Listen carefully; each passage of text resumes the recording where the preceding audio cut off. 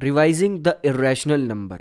Class ninth में आपने irrational numbers देखे, उनकी प्रॉपर्टीज़ देखी कि उनकी क्या क्या प्रॉपर्टीज़ होती हैं।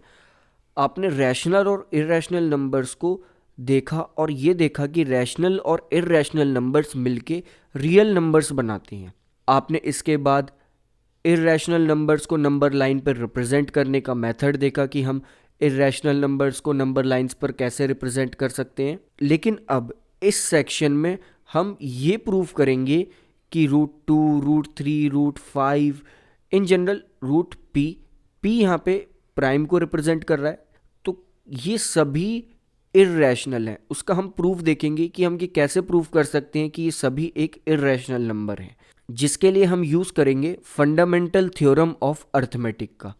फंडामेंटल थ्योरम ऑफ अर्थमेटिक का यूज़ करके हम ये प्रूफ कर पाएंगे कि √2, √3, √5 या इन जनरल √p कोई भी अगर नंबर है तो वो एक इरेशनल नंबर है। लाइक आपको पता है कि अगर कोई इरेशनल नंबर है, लाइक अगर हम माने एक a एक इरेशनल नंबर है, तो उसे हम p/q की फॉर्म में नहीं लिख सकते। लेकिन अगर वो रैशनल है तो हम उसे p/q की फॉर्म में लिख सकते हैं, बट यहाँ पे q 0 के इक्वल नहीं होना चाहिए।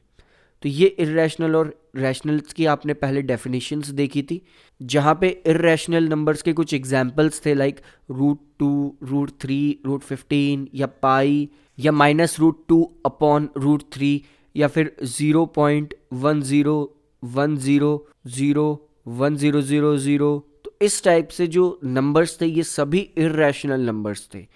लेकिन किसी भी एक इरेशनल नंबर को प्रूफ करने से पहले, लाइक √2 एक इरेशनल नंबर है, इसे इरेशनल नंबर प्रूफ करने से पहले हमें एक थ्योरम आनी चाहिए, that is fundamental theorem of arithmetic पे जो बेस है। लाइक थ्योरम थर्ड जो ये कहती है, जो उसकी स्टेटमेंट है, let p be a prime number. अगर हम p एक प्राइम नंबर लें, if p divides a square then p divides a where a is a positive integer. Theorem third हमें ये कहती है कि अगर हम p एक प्राइम नंबर लें जो a स्क्वायर से डिवाइड हो सकता है, तो ये गारंटी है कि वो a से भी डिवाइड होगा, यानी कि वो ही p यानी कि वो ही प्राइम नंबर a से भी डिवाइड हो सकता है। तो इसका प्रूफ भी देख लेते हैं। लाइक हमारे पास एक नंबर है a, उसके प्राइम फैक्टर्स हैं p1 multiplied by p2 multiplied by p3 dot dot dot pn तक।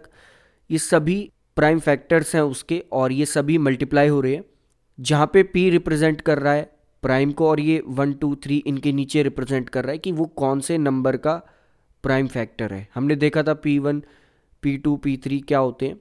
नेक्स्ट ये p1, p2, p3 सेम भी हो सकते हैं, लेकिन इसके अलावा अगर हम a स्क्वायर का प्राइम फैक्टर्स देखें तो हमें a के प्राइम फैक्टर्स पता है, p1 multiplied by p2 pn तक ऐसा ही चलता रहे।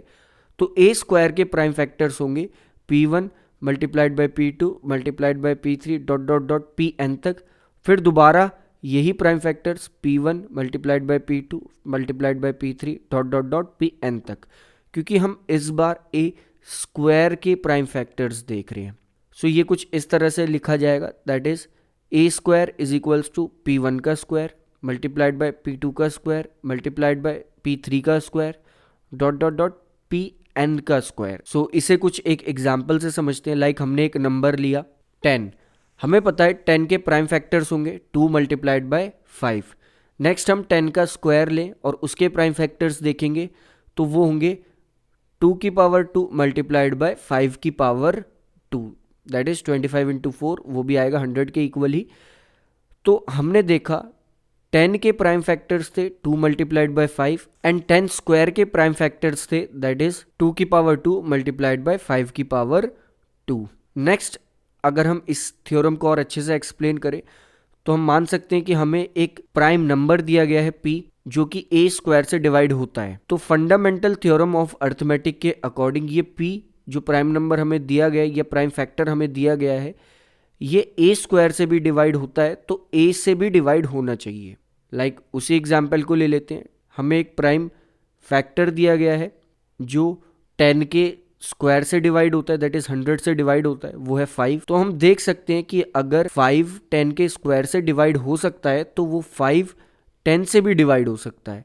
यानी कि अगर कोई प्राइम फैक्टर है हमारे पास जो ए स्क्वायर से डिवाइड हो रहा है तो वो ए से भी डिवाइड होना चाहिए। सो ये था थ्योरम थर्ड, और इसका यूज़ करेंगे हम अब √2 को इर्रेशनल प्रूफ करने के लिए, कि कैसे हम प्रूफ कर सकते हैं कि √2 एक इर्रेशनल नंबर है।